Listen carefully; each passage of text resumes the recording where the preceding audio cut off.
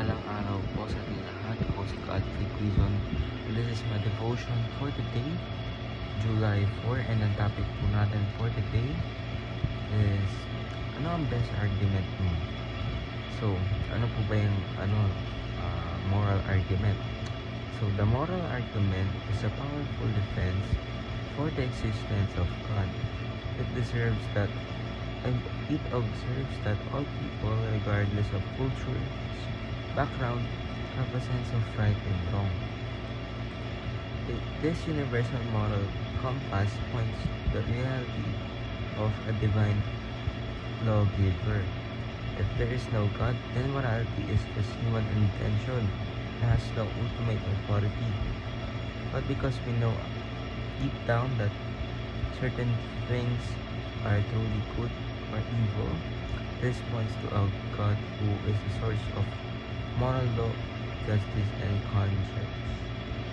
So, sabihin po na tayo pong mga creatures na likha ng ating Panginoon. Of course, tayo rin talaga.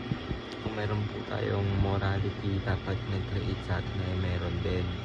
Kasi hindi naman po tayo pwedeng magkaroon ng thinking mind kung yung gagawa rin sa atin ay hindi po thinking mind. Kasi meron po tayong morality, meron po tayong sense ng right and wrong. So, diba, ibig sabihin lang po yun ay tayo po is thinking being, and of course yung ating creator, ang ating Panginoong Kristo is thinking being din. So, ating scripture for the day is Romans chapter 2 verse 14 to 15. When Gentiles who do not have the law do by nature things required by the law, they are a law for themselves, even though they do not have the law.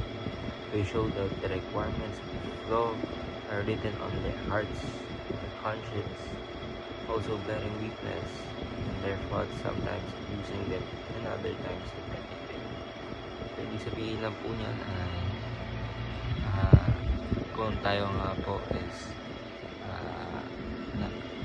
walang God, kasi ibig sabihin po yun, yung naiisip po natin ngayon ay walang makakadikta. Kasi lahat naman po ng iisip natin ay gagawa nga lang naman ng utak natin o ng tao. So, ibig sabihin mo lang absolute na truth or katotohanan. Kasi lahat pala ang katotohanan na to or standard natin ng right or wrong is gawa din ng tao. Ibig sabihin, may kanya-kanya kasi tayo morality kung gano'n na talagang walang Lord na lumikha sa atin. So, first teaching, morality is not cultural but theological.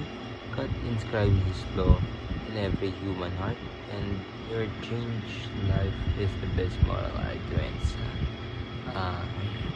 sa ating Panginoon, and kung ano yung gusto niyang ipakita sa atin. So, ay lang po, ako si Godfrey Quizon, and this is my devotion for today, July 4. Sana po ay marami kayong tunan. Ay lang po, kay God.